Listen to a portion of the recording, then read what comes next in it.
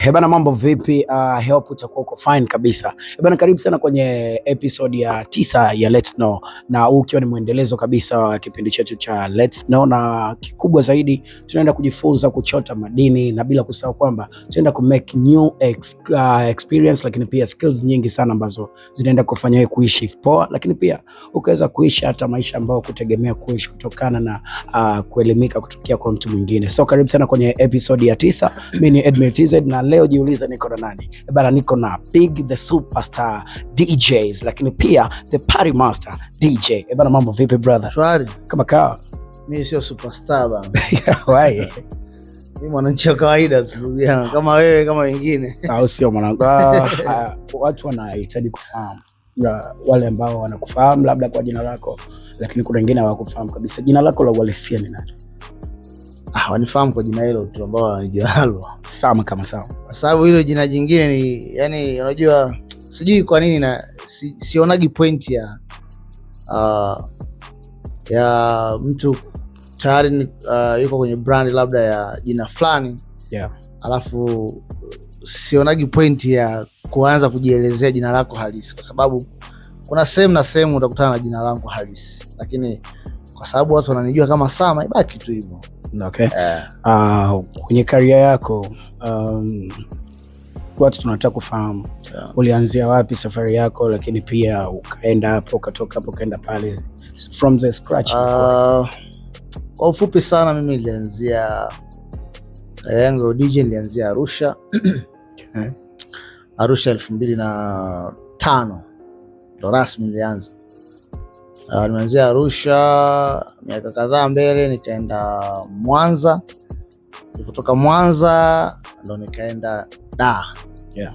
Baada ya Dar sasa ndo tulikuwa tunazurura kidogo, yani mara leo uko huko mara kesho uko huko hiyo. Lakini kwa ufupi sana nilianzia Arusha, nikaenda Mwanza, afu nikaja Dar. Okay, pale ulipotoka Arusha, afu mara Dar es Salaam hapa. Kichwani ulikuwa una idea gani? Unajua bwana, wakati unajitafuta nisiwe muongo. Kikubwa unataka tu uwe mkubwa. Lakini unataka uwe mkubwa, unajua kuna vitu vingi katikati unakutana navyo, unapitia sehemu nyingi, unapitia vitu vingi vigumu, unakutana na vitu vingi sana. Yeah. Kwa hiyo amshwara sasa hivi kuna mtu anajitafuta, anataka awe sehemu, lakini kuna ile namna, yani unataka uwe mkubwa lakini hujui unakuaje mkubwa. Yeah. Yani mimi ndo safari yangu ilikuwa hivyo. Kwa hiyo kwenye heka za za kutaka niwe mkubwa, nimekutana na vitu vingi sana, kwa sababu toka nimetoka Arusha kwa sababu ndo sehemu nilikoanzia, haikuwa easy hivyo. Unaona, kwa sababu najua hata ma DJ wanaoanza pia wananielewa. Kuna namna unakuta mtu wa kuamini kabisa, lakini wewe unaamini ndoto zako na unaamini kile ulichonacho. Yeah. Kwa hiyo hatua inakuwa ngumu sana, yani ngumu sana, kwa sababu kumwaminisha mtu na kitu fulani sio kitu kirahisi. Yeah. Lakini ukiweza kujiamini wewe mwenyewe sana na kupambania kile ambacho wewe unataka kiwe, itakuwa. Kwa mwisho wa siku nikapambana hivyo, then kwa Arusha pale haikuwa mbaya sana, kwa sababu tayari tunajulikana na watu kwa pale kwa eneo lile. Lakini ndoto yangu kubwa mimi ilikuwa niwe mkubwa zaidi, yani zaidi ya pale. Na hiyo sio ndoto tu ya wakati niko Arusha, hiyo ni ndoto mpaka sasa hivi. Wewe, kuna watu wanaweza kaisa labda mitayari, labda nimefikia stage fulani ambayo tayari nishamaliza kila kitu, labda nishakuwa kwenye level fulani ya kurelax, lakini mimi mwenyewe bado naona yani sijamaliza. Naona kama bado kuna yale malengo ambayo mimi nimejiwekea bado hayajatimia. Kwa hiyo kwa mtu wa pembeni anaweza kaona jamaa sasa hivi kashajipata bana, yuko kwenye level fulani ambayo ni ya juu sana, lakini no, mimi pia nina plani zangu nyingi sana ambazo bado hazijatimia. Yani naweza ngasema ni kama robo labda nimefikia. Kwa hiyo safari ile iliyoanza 2005 bado inaendelea. Kwa hiyo Arusha pale nilimaliza, nikaona nataka kwenda mbele zaidi, nikapata opportunity nikaenda Mwanza pia nika struggle kidogo pale, lakini haikuwa hivyo. Na nashukuru Mungu nilifanya mashindano ya DJs nilifanya 2010 na 2011. Baada ya pale kidogo ndo yakawa amenivusha kwenye stage fulani. Ndo njia zikafunguka zaidi mpaka nikaenda Dar nikajiunga na EATV, then tukaendelea mpaka hapa tulipo sasa hivi. Ni sahihi kwa kile unachokizungumza kwamba safari sio kitu rahisi. Yeah. Nani ambaye alikuonesha njia kabisa akasema bana hiki kichaka kinakufaa mtu kama wewe ukadondoka East Africa? Yani sorry, kivipi yani? Aliyekushika mkono, yani yule mtu ambaye alikushika wewe mkono akasema bana hii njia inakufaa kabisa bwana, akakuweka pale East Africa, au ulienda tu mwenyewe ukaomba? No, yani unajua ukiwa unataka kitu bana, unaweza kuwa unapewa support na mtu zaidi ya mmoja, ama wewe mwenyewe unaweza kuwa unajipambania, lakini ninachoamini cha kwanza kabisa, kabla ya mtu kuona kile ulichonacho, inabidi wewe uone kitu ulichonacho mwenyewe kwenye akili yako, kwenye ndoto zako. Kwa hiyo mimi mwenyewe nilikuwa natamani, na nakumbuka kipindi kile nilikuwa namsikiza sana DJ Mafuvu. Yeah. Alikuwa na show ya ile Planet Bongo ilikuwa inafanyika Jumamosi. Yeah. Kwa nilikuwa nasikiliza sana, yani nilikuwa namsikiliza sana yani kipindi hicho. Kwa hiyo nilikuwa namfuatilia sana. Kwa hiyo kipindi ambacho mimi namfuatilia, nakumbuka ndo ilikuwa Mwanza. Kwa hiyo nakumbuka alikuja kwenye show moja Mwanza, na nakumbuka alikuja na EATV. Kwa hiyo mimi nikaongea naye pale bana, nikamwambia nataka kujoin East Africa. Nakumbuka nilimpa demo yangu, kwa akanipelekea kule. Then ashukuru Mungu ikapita, lakini pia ilitakiwa tuende tukafanya interview live. Yeah. Kwa hiyo ndo safari ilianzia hivyo. Kwa naweza nikasema na mchango pia kuni connect EATV pale, DJ Mafuvu, big shout out kwake. Yeah. So baada ya hapo, unajua hata wewe sasa hivi ukiomba kazi sehemu ukipewa, haimaanishi kwamba yani ndo tayari unaenda una relax, then kazi itakuja tu, utaendelea na. Kwa hiyo baada ya pale kuniconnect vitu vingine sasa hivyo, kujipambania, kuweka juhudi zaidi, kufanya kazi sana, hivyo ndio vitu vikubwa ambavyo vilinifanya nikaendelea mbele zaidi mpaka sasa hivi. DJ Sama ni DJ mkubwa sana kwa sababu umeshafanya show maeneo mengi sana. Mara nyingi sana sio kusema kwamba wewe ni DJ tu, bali wewe ni DJ wa radio ambaye nisema huo una pick kwenye point ambako watu wana enjoy zaidi kusikiliza radio na vitu kama hivyo. Ni changamoto ipi kubwa ambayo ulikutana nayo kwa mara ya kwanza ulipoingia studio ama radioni? Kwanza kubwa bana ni watu wanavyoona kwa mitazamo yao, kama nilivyosema. Yeah. Mimi ni bado ni wa kawaida. Ni bado kuna vitu sijakamilisha. Okay. Kwa hiyo nyie mnaona ni mkubwa, lakini mimi bado. Changamoto ni vitu vya kawaida sana. Yani kwenye kazi bana, hata ufikie level gani ya maisha, huwezi kosa changamoto. Yeah. Kwa hiyo kwa mimi sioni kama ni changamoto, naona ni zaidi ya ni kujifunza zaidi. Yani ni kama chuo. Kwa East Africa pale, mimi kiukweli sijawahi kuona changamoto ambazo zilinifanya yani hapa bana hichi ninachokifanya hichi labda ikanikatisha tamaa. No, yani hakuna, kwa sababu kwanza ukienda kwenye kila ofisi ina sheria zake za kazi, ina taratibu zake, lazima utazifuata wewe, kwa sababu wewe ndo mwajiriwa. Of course kuna vitu unaweza kuwa unaongeza, unaweza kuweka idea labda kidogo kwamba hizi tufanye hivi itakuwa hivi kwa ajili ya kuboresha zaidi, lakini kwa vitu hivyo siwezi nikasema ni changamoto. Nadhani ni ukiwa katika hali ya kujifunza kila siku, lazima pia ukubali kuongozwa, lazima pia ukubali kukosolewa, na lazima pia ukubali kufundishwa baadhi ya vitu, kwa sababu unaenda pale sawa, una talent, lakini ukienda pale pia nao wana sheria zao na taratibu zao, kwamba sawa unapiga muziki vizuri, lakini utakiwa kupiga muziki hiyo, unatakiwa kupiga hii. Kwa hiyo kuna mtu mwingine anaweza kaona kama ni changamoto, lakini kwangu mimi naona ni kama sehemu ya kujifunza zaidi, vitu vingi zaidi.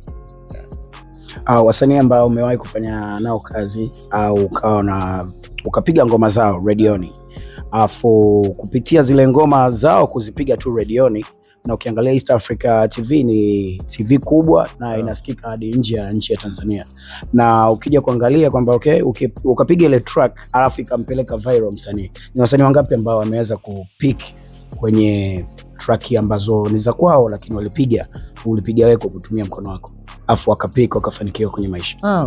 Ni wengi sana, na siwezi nikasema naweza nikawakumbuka na kwa mention. Yeah. Lakini ni wengi, kwa sababu unajua East Africa imekaa muda mrefu sana. Yeah. Toka 2012 niko East Africa. Kwa hiyo mimi kawaida uwaga napiga nyimbo ya msanii yoyote, haijalishi na kujua ama sikujui, lakini nikikutana na ngoma nzuri mimi naigonga sana. Nakumbuka nilipiga sana ngoma ya More Music, basi nenda. Nakumbuka ile ngoma yani, unajua zamani tulikuwa tunakaa kama nisemeje, kama tulikuwa tuna crew ya entertainment. Kwa hiyo kuna baadhi ya watu walikuwa waikubali ile ngoma, lakini mimi niliipiga, nikawa naipiga kibishi mpaka baadaye kaenda. Lakini sio huyo tu, kuna wasanii wengi sana ambao nimepiga, nikakumbuka wote, lakini kwa kipindi ambacho mimi nimeanza East Africa nishagonga ngoma za wasanii wengi sana, na mpaka sasa hivi inawezekana labda ni wakubwa zaidi. Ni maamuzi yapi ambayo wewe umewahi kuyafanya yakakukosesha usingizi? Labda niliweke hivyo. Kwa sababu unajua swali lako linamaanisha kwamba timisi kwamba ni maamuzi labda mabaya, magumu, hata yanaweza yakawa ni mazuri. Maamuzi magumu ambayo mimi nakumbuka nilifanya, nadhani ilikuwa around 2001. Kipindi ambacho mimi naamua kwenda kuhustle mwenyewe, natoka nyumbani, naachana na wazazi wangu, naingia sasa mtaani mwenyewe, kujitegemea mwenyewe, kujitafuta mwenyewe. Hayo ndo maamuzi magumu, na ninasema magumu kwa sababu wakati naondoka home, unajua kwetu mimi ni last born, ndio mwisho kabisa. Wakati naondoka nyumbani, mama yangu alinikataza sana nisitoke sana. Lakini mimi unajua ule ubishi, mtoto wa kiume, yani nikakaza, nikaondoka. Ile kitu bana ilikuwa inaniumiza sana, lakini sikuwa na namna. Sababu mimi nilikuwa naamini kwamba, yani nilikuwa naamini kile ambacho nakifikiria kwenye kichwa changu, nikitoka hapa kuna step fulani ya maisha nitavuka. Unaona, lakini unajua mara nyingi mzazi ni mzazi tu, hawezi kuliona hilo. Yeye anakuona bado ni mtoto. Mpaka sasa hivi mama wangu anaona bado mimi ni mtoto kwake, lakini nakubali, naelewa, kwa sababu na mimi pia na watoto, naelewa.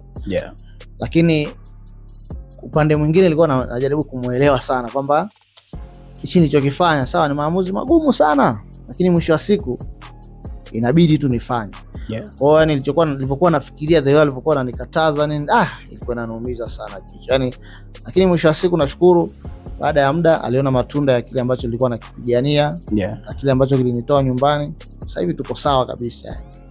Akuzui tena. Yuko fresh kabisa, na anani bless kila siku yani. Kila siku nakula baraka za kutosha. Shout out to mama. Noma sana. Utofauti wa kugonga ngoma club na kugonga ngoma radio, utofauti uko wapi? Hiyo labda nitajiongelea mimi, kwa sababu napiga sehemu zote. Kwa mimi utofauti ambao huaga na uweka sana, sio mkubwa sana. Kwa radio napenda sana kupiga nyimbo ambazo ni niseme ni unique, sio kama nitaeleweka, yani ni ngoma ambazo naweza kaa hujai kuisikia kabisa popote, lakini ni nzuri, ngoma nzuri. Yani unaweza kukaa ukasikiliza ukaanza kujiuliza ni ngoma gani hapa. Kwa hiyo mimi napenda kuweka, yani naweza kupiga ngoma ambazo ni mpya sana au sio mpya, lakini ni nzuri, lakini hazijawa popular sana, hazifahamiki sana, lakini ni ngoma kali na ngoma nzuri kwa upande wa radio. Na obvious lazima upige clean kwa radio ambazo hazina matusi, hazina maneno machafu. Hiyo ni lazima kwa radio. Lakini kwa club mara nyingi unapiga zile ngoma ambazo wengi wanazijua, kwa asilimia kubwa unapiga zile ngoma ambazo wengi wanazijua na zinapendwa na watu sana mtaani, wapi wanafanya research. So mara nyingi zile ambazo napiga radio ambazo ni mpya sana, waga mara moja napiga club. Lakini sasa pia nategemea na sehemu. Kuna sehemu nyingine watu wanafuatilia ngoma sana mpya, wao wanazijua sana, wajikuta kidogo nao napiga zile ambazo maybe hawazijui, watazijua hapo club, lakini sio kila sehemu. Na kuna sehemu nyingine ukipiga unapiga zile ambazo ni hit tu mwanzo mwisho, ambazo yani zinajulikana na watu. Kwa hiyo upande mmoja naweza nikachukua za club zile ambazo zinaamsha sana nikazipiga redioni. Mimi mara nyingi nafanyaga hivyo. Lakini tofauti mkubwa ni huo. Radio napiga sana mpya ambazo maybe kuna zile hazifahamiki kabisa, lakini lazima ziwe clean. Lakini kwa club unaweza kupiga hata kama sio clean, kwa sababu kule watu wako mabatani, wanaenjoy tu, wanaimba. Kwa hiyo hivyo yani. Utofauti ni huo. Okay. Watu wengi sana wanajua DJ Soma ni DJ wa radio. Lakini idea yako wewe ya kukutoa kwenye radio ukaja kwenye high crowd ya watu, labda club, na kwenye all of events kubwa, ni yani ni kitu gani kilikupa umaarufu sana, ule umaarufu ukasema Sama amejulikana kila kona? Je, ni club au radio? Sasa kitu ambacho wajui mimi hujua nimeanzia club kabla ya radio. Nimepiga sana club, nimepiga sana events za harusi, ubarikio, yani zile nimepiga sana hizo kabla ya kuingia redioni. Sababu radio pia sijaanzia East Africa.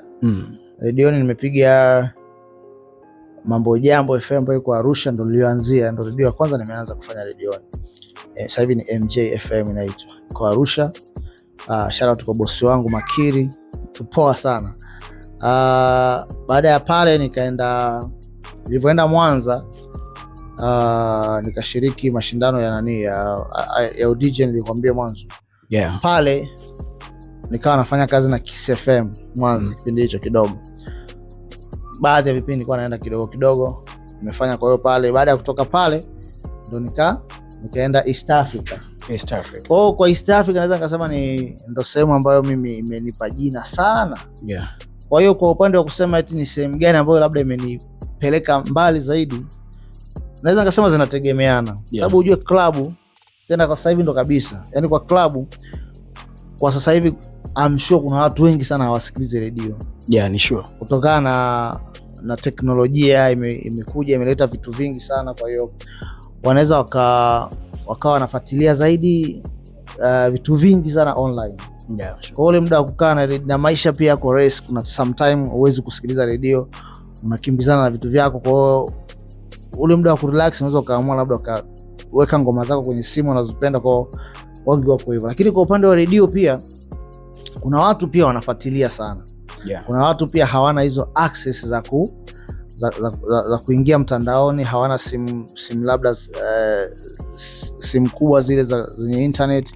Kwa wanajikuta mara nyingi wanasikiliza sana radio, wanaangalia sana TV. Kwa hiyo hata upande wa radio na TV umeni boost sana. Tena East Africa yani ni sehemu ambayo imeni push sana.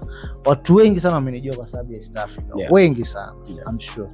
Kwenye kipindi ambacho unapiga mara nyingi sana, ipi familia yako pale, ni kwamba fulani asipokuwepo bana mimi naona kama kwenye kipindi ambacho unafanya pale East Africa Radio Planet Bongo?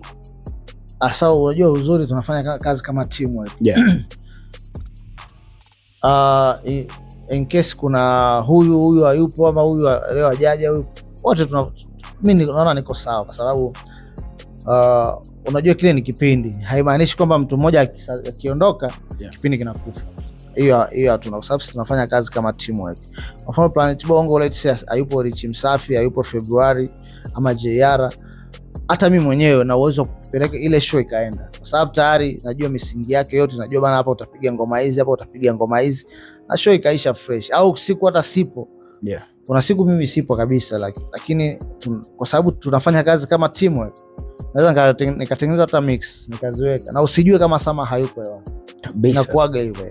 Kwa hiyo kwa hilo swali, ndugu yangu, sidhani kama kuna mtu anaweza kaondoka nikaona gap, kwa sababu tunafanya kazi as a teamwork. Okay, upande wa familia yako, let's say mke na watoto, na ukachanganya na kazi unaofanya, let's say unaenda club, unasafiri, unaenda mikoani na nini, haileti shida yoyote labda kwa upande wa familia yako?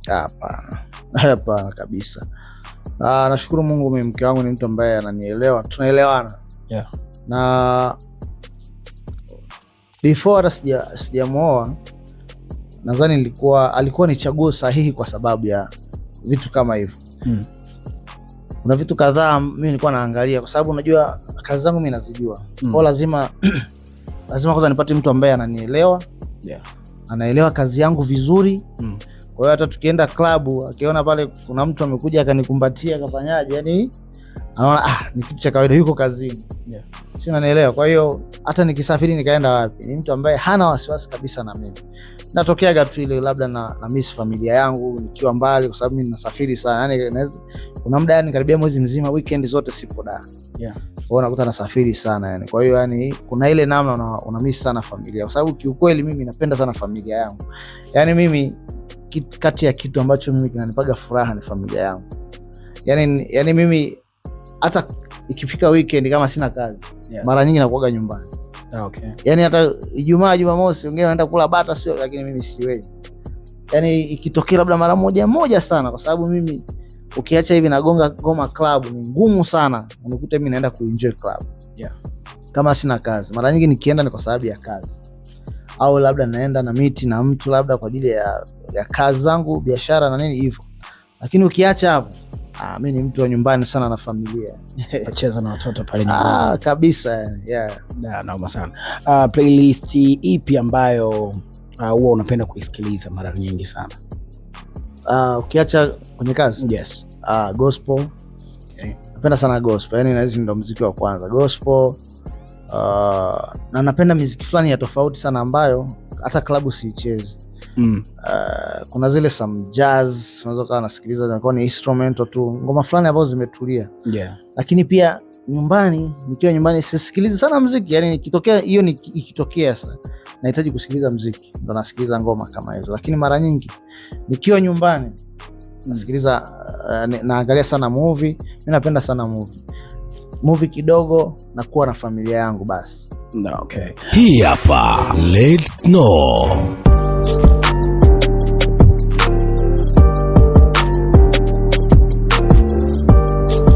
Hopefully bado unazidi kuenjoy show, lakini pia bado unazidi kuchota madini mengi sana kutokea hapa ulipo. Hii ni Let's Know, na kama ilivyo hada ni kwamba elewa kabisa kwamba siku ya leo tunaendeleza ile episode yetu ya 9, na kubwa zaidi ni kwamba endelea kutucheck kwenye Instagram page kama Let's Know, follow pale, afu link just share kwa wingi sana na washikaji zako pale, afu pia unaweza ukaendelea kuona ifuatilia, double tap unakuwa ni unyamwezi sana. Lakini pale on Instagram utakuwa tumemalizana hivyo, lakini kwenye YouTube channel tucheki kama On The Spot Trending, ambapo utaweza kusubscribe, lakini pia share kwa wingi sana, lakini tuma link kwa washikaji zako, waambie Let's Know imedondosha episode ya 9, na utaendelea kuzichota pale ambapo bado utaendelea kushare link hii kwa wingi sana na washikaji ambapo uta subscribe. Unyama ni mwingi sana, endelea kukaa hapo. Downtown Boutique ndio wanaotufanya sisi kuwa na muonekano ambao unauona kutokea kwa Sama kuja kwangu mimi, kila kitu kimekaa sawa kutokea Downtown Boutique. Maelekezo mengine ni kwamba bado tunaendelea right now. Sama, niliwish kujua baadhi ya DJs ambao wewe unawakubali. Sawa, DJs ambao unawakubali wewe hapa tu, nataka unichagulie ma DJs 3 wale. Siwezi kuchagua. Why? Hilo swali kila siku nalikimbia kwa sababu yes. Okay, wacha leo nijibu hivi ili watu waelewe. Unajua mtaani kila mtu ana DJ wake anayemkubali. Alafu mimi unajua kuna sehemu nasimama as a brother. Sio kama unanielewa. Au naweza nikasema kuna sehemu nasimama kama baba. Yaani ukiwa na watoto wako nyumbani ukianza kusema huyu mtoto wangu ni bora kuliko huyu, kuna wale watoto wengine watajisikia vibaya hata kama sio bora. Okay. Sio kama umeelewa point yangu. Mara nyingi waga na wajibu hivi watu kwamba DJs wako wengi wakala, lakini kila DJ ana test yake. Ni kama mimi, kuna watu hawanikubali. Okay. Yani hiyo najua, yani kuna mtu kabisa yani Sama, yani umwambie chochote yani akanielewa akamuelewa Sama. Kwa sababu yeye unakuta labda anampenda mtu mwingine. Labda yeye anampenda labda Umi Crazy, labda anampenda DJ Dion, labda anampenda DJ JR. Umeelewa? Kwa hiyo ukianza kumwambia Sama yani hakuelewi, yani hata umshawishi vipi. Kwa hiyo hata watu wanaotizama ukiwaambia sasa hivi bana list yangu ni hii na hii, mimi mwenyewe nitakuwa najidanganya. Kwa sababu unajua kwa nini? Kwanza mimi nafuatilia sana DJs hao wanaochipukia wadogo. Wengi sana wafuatilia. Mimi hata kama DJ wa Singeli wana kitu kikubwa sana ambacho watu wengi hawawezi kuelewa, lakini kwa sababu wako kwenye level fulani wanapiga labda same local zile, unahisi kama hawa sio watu ambao labda anatakiwa mimi kuwa mention. Ama kuambia watu hawa ni wakali. Lakini mtu akiangalia hivi ukiniuliza swali kama hilo, anataka labda ni wataje wale DJ ambao wao wanahisi ni wakubwa. Labda kwa sababu tayari wanajulikana, tayari labda wanapiga show nyingi, tayari labda yani wako kwenye level fulani hivi, yani watu wanahisi kama nikiwa mention hivi Sama kumbe namkubaliwa. Mimi mara nyingi waga hilo swali kiukweli na kuepa, lakini kwa ujumla naweza nikasema Tanzania sasa hivi tuna DJs wengi sana wakali. Bro, wengi sana. Ukikompare na kipindi cha nyuma, sasa hivi kuna DJs wengi sana noma sana, wanaumiza. Kuna wale ambao nyie mnawajua. Lakini mimi nawajua DJs wengi kuliko nyie mnavyofikiria nyie. Ambao bado hawajawa mbele ya, labda hawajawa mbele ya kamera mkawaona, hawajawa kwenye zile stage kubwa mkawaona. Lakini chini kuna wakali sana. Yani kuna zile tu platform ambazo wanahitaji. Si umeelewa? Kwa hiyo ili swali nadhani tuliache tu hivyo. Lakini sio kwamba sina DJs ambao mimi nawakubali, lakini unakuta labda huyu ana kitu fulani kizuri. Kwa mfano nikikutolea mfano, ukimsikiliza DJ Dea, anapiga scratch sana. Ni mzuri sana kwenye scratch. Ukimsikiliza KG the DJ ni mkali sana, ana scratch sana. Sio, umeelewa? Lakini ukimsikiliza DJ Maliz, inawezekana kuna watu hawamjui DJ Maliz wengi sana, labda kwa sababu ya kizazi chake alichokuwa. Na sasa hivi unajua mitandao inakufanya unajulikana sana. Labda kwa sababu sasa hivi ya posti sana. Lakini bro, mimi nilikuwa namsikiliza DJ Maliz. Unaweza kumsikiliza DJ Maliz anapiga ngoma dakika 10 ukahisi unasikiliza nyimbo moja. Kwa sababu alikuwa ana test nzuri ya collection ya playlist. Yaani akikupangia playlist mwanangu, akikufanyia mixing, unaweza ukasema huyu jamaa hajabadilisha nyimbo yani. Sio, umeelewa? Na ni kipindi hicho, acha sasa hivi teknolojia imebadilika, imeimprove zaidi. Kuna vitu ukifanya unaweza ukatengeneza mashup, lakini kipindi hicho bro anatumia CD. Lakini ukimsikiliza playlist anayopiga ndani ya dakika 10 bro, unaweza ukasema huyu jamaa hii nyimbo ya ngapi? Bora kama ni nyimbo ile ile. Sio, umeelewa? Kwa hiyo kila DJ ana test yake. Na kipindi hicho wakati Maliz anafanya Kiss FM, kulikuwa kuna DJ mwingine anaitwa DJ Davy. Alikuwa anapiga kazi pale Kiss FM pia. Na yeye pia ulikuwa ukimsikiliza bro akikupigia scratch noma. Amazing. Kwa hiyo unaona, yani kila mtu anakuta ana test yake. Kwa hiyo mimi nikisema sasa hivi eti kwa mimi kwa level niliofikia, nikianza kusema eti na DJ mmoja tu namkubali huyo bana, na list ya DJ wangu watatu, nitakuwa nadanganya. Kwa sababu mimi unajua niko kwenye level ambayo tayari mimi naweza nikamwona huyo DJ na kitu hichi, lakini kitu hichi afanye vizuri. Inabidi nimshauri bana, fanya hivi mdogo wangu. Nafika hapa. Hichi unachokifanya sio kizuri, fanya hichi. Achana na hichi, kinakuharibia. Fanya hichi. Kwa hiyo nikianza kuweka hayo magrupu kwamba sama kuna watu wengine usipowataja bro, yani ana mind kabisa. Na kumind ile. Kwa hiyo ile swali ndugu yangu mimi mara nyingi sipendai kabisa kuanza kupanga hit list ya. Wewe kwako DJ bora unamjuaje yani kwamba huyu ni bora?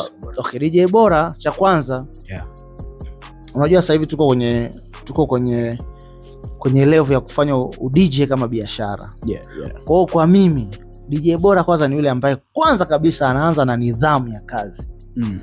Achana na hizo si unajua kupiga sana, una scratch sana bro. Kuna watu hawajui kufanya mixing, kuna watu hawajui scratching kabisa. Lakini ukimweka club akakupigia ngoma, anakupigia ngoma ambazo watu wanapenda, atapiga ngoma moja moja na watu wataimba. Club inawezekana kuna watu hawaangalii hizo mix. Lakini ukimpigia mtu club pale ngoma anayoipenda, ukampigia labda ngoma 10 zote anazipenda, bro unamchanganya. Lakini unakuta DJ ajui mixing. Sio, unaelewa? Kwa cha kwanza ni nidhamu ya kazi. Cha pili hivyo vingine vinakuja sasa, lakini cha kwanza lazima uwe na nidhamu ya kazi yako. Kwamba una deal vipi na wateja wako, una deal vipi na mabosi zako, una deal vipi na kukaa vipi na ma DJ wenzako. Kwa sababu hakuna pia kitu kinaharibu kama unasikia labda DJ anaenda sehemu unakuta anaharibu, labda amezingua, labda amelewa, amekunywa pombe, akaharibu kazi, afu bosi amekuamini. Kwa hiyo mwisho kesho na kesho kutwa wale mabosi pia wanaambiana, bana kuna DJ wako hapo noma kweli bwana, tunafanyaje bwana? Nimwhamishia, anakuambia huyo mwanao, huyo jamaa utaweza naye, huyo analewa, yani akishalewa anaharibu bwana kazi. Huyo jamaa mtu wa madem sana, yani huyo akichanganywa na mapenzi tu kudadiki kazini atokei. Sio, umeelewa? Kwa hiyo kuna hiyo kitu, yani hiyo mimi ndo naona kama ni nani ya kwanza kabisa kwenye kumfanya DJ awe mkali mzuri. Hivyo vingine sasa vinafuata, utajifunza mixing, scratch kwa biashara yetu sasa hivi sio sana. Sababu hata club bro unaweza kupiga muziki hata usifanye scratch. Kwanza kuna watu waelewi ukifanya anaona unapiga makelele tu. Lakini ukifanya mix nzuri ukawa na playlist nzuri, hicho ndio kitu ambacho wewe kinakupa biashara kubwa zaidi kwenye DJ. Yeah, really. Kuna ule DJ sasa unasema mimi nafanya just for fun. Yeah. Sasa hivyo ndio unaweza kaamua sasa unajifunza ma scratch ya kila aina yani. Wewe unajipigia tu yani ufikiri kwamba hichi kitu nikifanya hivi. Yeah. Labda kitaniletea wateja zaidi, nitapiga kwenye maclub mengi zaidi. Lakini kibongo soko letu haliko hivi. Yeah. I hope nimekujibu vizuri. Umenijibu vizuri. Yeah. Kuna ile moment ya DJs wengi wanasema mimi siwezi kupiga ngoma kali bila kuwaka kidogo. Yaani kuwaka maana yake kutumia kilevi. Yaani kuna njia kama hizo. Ma DJs wengi wanafanya hizo moment. Kwako ikoje hiyo? Sasa unajua hiyo ni niseme ni starehe ya mtu ama ni kilevi cha mtu. Yeah. Kwa sababu unajua ulevi uko aina nyingi. Hiyo ni tabia tu ya mtu. Okay. Kwa sababu mimi bro sinywi pombe, yani kiujumla situmii kilevi chochote. Lakini kwa sababu naheshimu kazi yangu na sio, yani hii ndio biashara yangu namba moja. Yani bro, hii ndio biashara ambayo mimi inaniingizia hela zote. Yani sio, unanielewa, labda nalipa kodi ya nyumba, labda ninajenga, labda nina gari, watoto wanaenda shule, wanakula vizuri, familia yangu haijawahi kunipigia kelele kabisa, yani wako sawa. Yeah. Kwa sababu ya DJ. Kwa hiyo cha kwanza lazima uheshimu hiyo kazi. Yeah, sure. Kwa hiyo ukishaanza kusema eti lazima ninywe pombe ndo niende kazini. Yeah. Hiyo tena inakuwa sio biashara, labda hiyo ni starehe. Ingia kwenye starehe.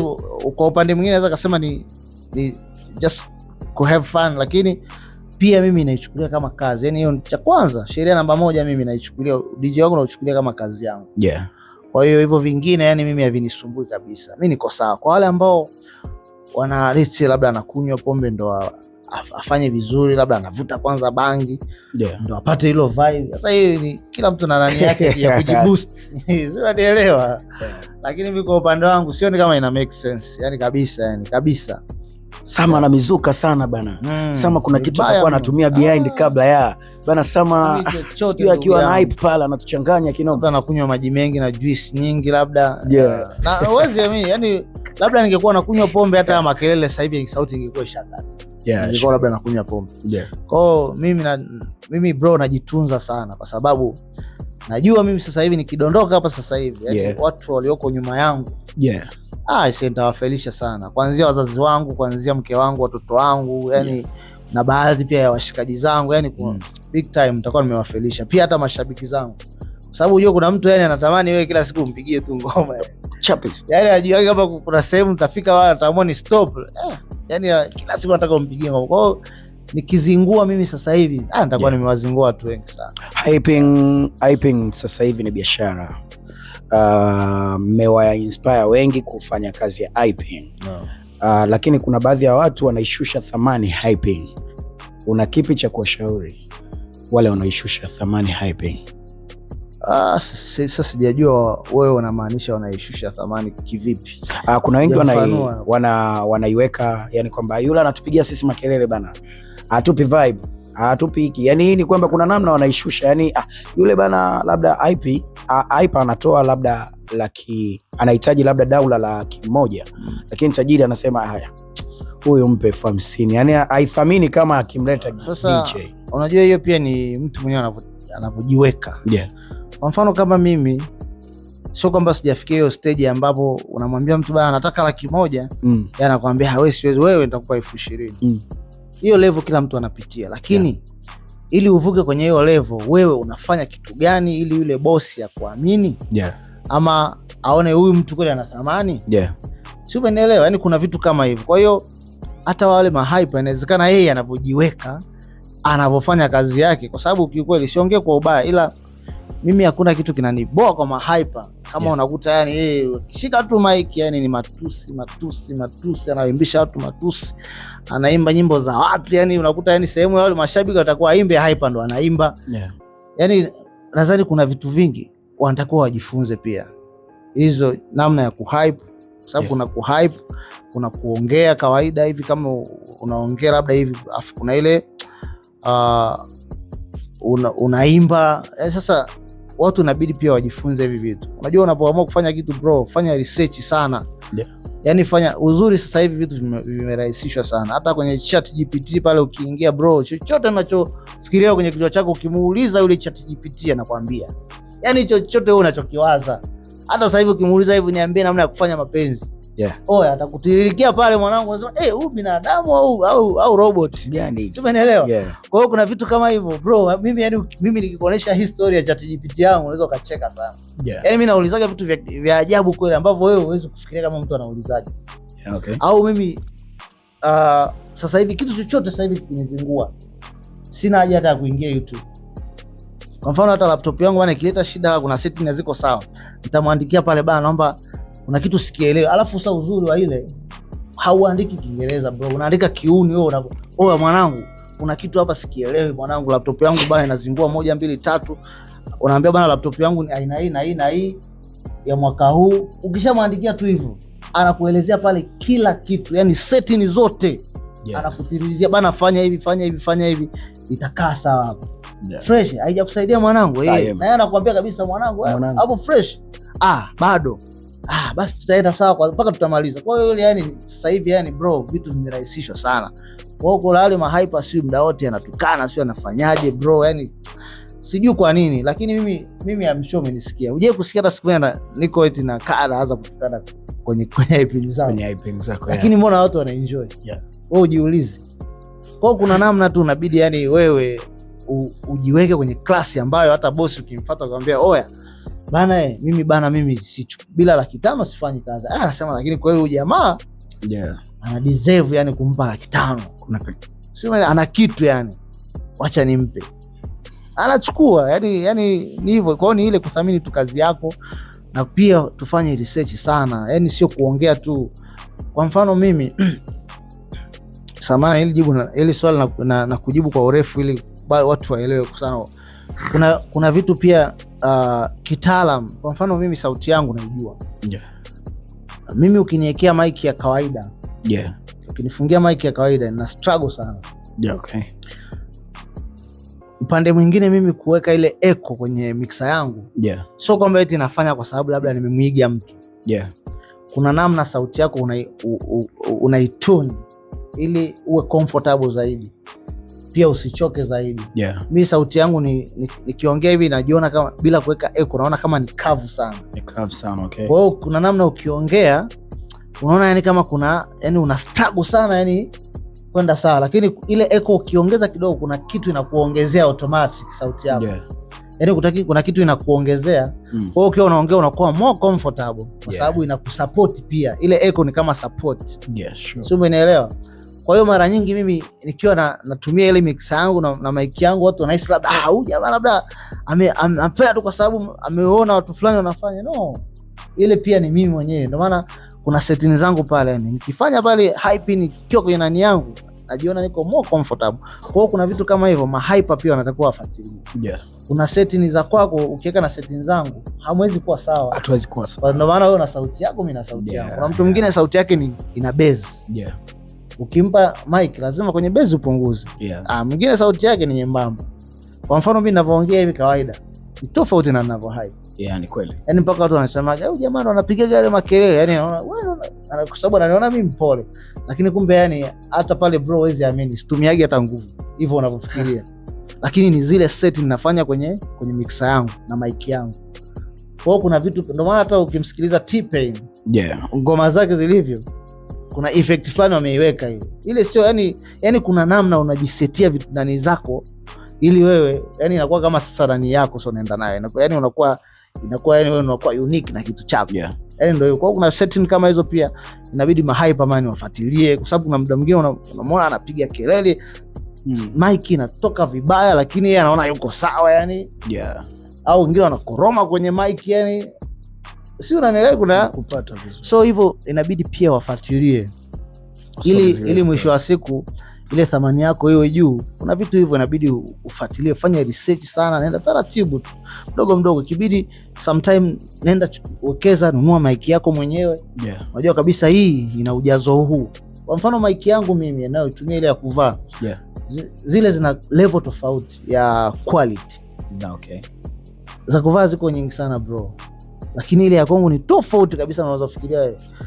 Nikikupa ile mic yangu ukivaa ukiongea ina punch kubwa sana ya kutosha, lakini wewe unaweza kupewa nyingine ya kuvaa ukiongea hivi unasikia sauti kama akile kama chembamba hivi, kwa sababu quality ni tofauti. Kwa hiyo kuna vitu ukiona bana hii mic hii club hii bana mic yake nunua ya kwako, huo ndio uwekezaji. Sasa ukienda kwa boss pale ukiambia bana mimi nakuja na vitu vyangu nini, anakuambia noma, nipe $1,000,000, anakupa, kwa sababu tayari ushajiweka kwenye hiyo level ya ukubwa. Zimepata nafasi ya kutrend na zikakiki kutoka kila kodi, kuanzia Bongo Tanzania mpaka Mtoni. Zote zina ujazo wa sehemu moja tu, on the spot trending. Ligi kuu ya Tanzania bara, Sama, wewe shabiki wa timu gani? Mimi kwenye mpira mwanangu sipo kabisa. Mpira mimi? Mwanangu yani utaniua. Unaweza kaniambia hapa nikutajie goalkeeper tu hapa tukabeti nikakosa hela. Yes, kiukweli sio mpenzi wa mpira. Yaani mara nyingi nimekuwa nikifuatilia tu labda Simba na Yanga, afu kuna zile mechi kubwa labda unakuta wanacheza kwa sababu kelele zinakuwa nyingi sana mtaani. Kwa hiyo unajikuta labda anafuatilia nani kashinda, nani amepigwa huko, imekwaje hivyo yani. Lakini labda na vituko vya wasemaji wale kina Ali kina ongea anaitwa nani wa Simba? Simba Ahmed Ali afu na Alikamwe, wote ni Ali wote. Kwa hiyo yani unakuta labda nafuatilia hivyo yani juu sana, lakini kiukweli kwenye mpira haupo kabisa. Ukweli mmoja ambao watu wengi sana wapende kuzungumzia. Sasa wewe tunataka utusanue kidogo, kupitia maarufu ulionao, ni hasara gani kubwa ambayo wewe ulishawahi kukutana nayo? Hasara.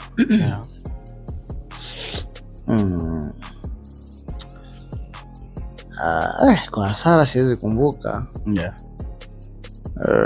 Sema tu yani unajua maarufu ana kuna vitu na kulimit. Labda niweza nikajiweka kwa upande. Kwa hasara sidhani.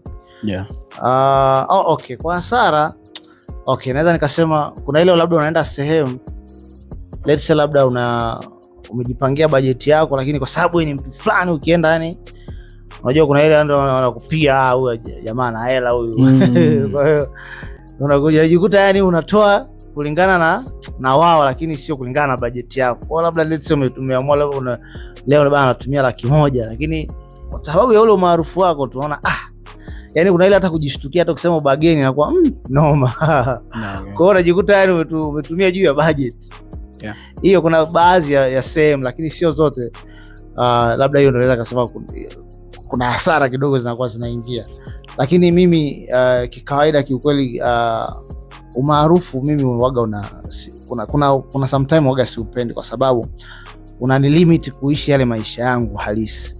Yani kuna muda yani unatamani uishi maisha fulani ya kawaida sana. Mimi unajua mimi napenda kuishi maisha fulani, hata kama umenotice hata nikijaga Bukoba huko, yani kuna wale wanangu unakuta yani mtu fulani yani wa kawaida tu, yani wale unakuta yani anakushobokea na nini, yani mimi huwezi kuta nawekea pause, kwa sababu naelewa lifestyle ambao wanaishi, naelewa struggle ambazo wanapitia, naelewa pia matamanio yao na shauku yao ya kuniona kama mimi labda ni mtu fulani mkubwa.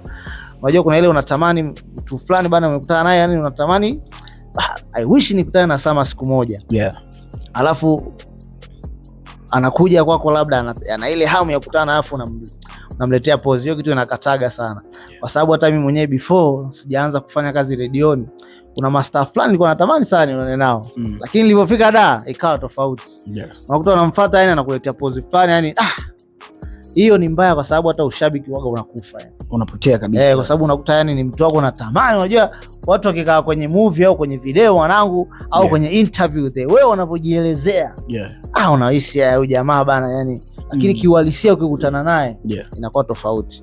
Kwa hiyo kitu nikawa nimejifunza sana, lakini nikasema mimi hata niwe star kiasi gani bro, nitaishi maisha yangu ya kawaida ambayo sitabadilika yani. Sipendi sana ustaa unibadilishe. Ni milango gani ambayo umaarufu umekufungulia? Mingi sana, kutana na watu wengi. Cha kwanza watu tofauti sehemu tofauti. Nadhani hicho ni kitu kikubwa zaidi ambacho naweza nikasema kinatosha kabisa kusema ni milango, kwa sababu utajiri pekee mwanangu sio hela. Utajiri pekee ni watu wanakuambia utajiri mkubwa duniani ni watu, sio pesa. Yani ukiwa na watu, ukikutana na watu, huo ni utajiri mkubwa zaidi, na kujuana na watu.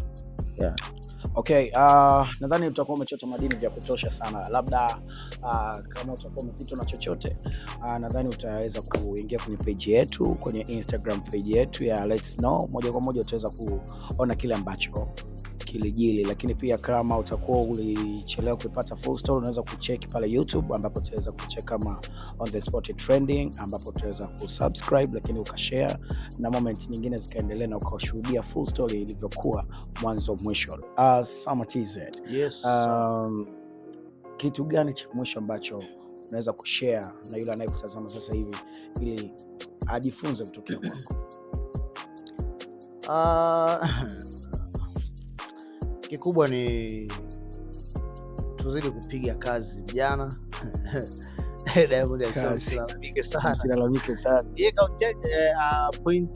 kauli yake ina point. Kwa namna tofauti. Unajua vijana bana, kuna ile namna, mimi kwa sasa hivi kuna namna naonaga sometimes mtu anajiendekeza. Kwa sababu sasa hivi vitu vingi sana vimerahisishwa bro. Yani vingi sana. Zamani kuna kipindi ulikuwa unatafuta smartphone bro, huwezi kununua huo uwezo. Lakini sasa hivi kuna hadi smartphone za mkopo. Sasa kibao kipita huko mwanangu, unaambiwa kila siku weka 200.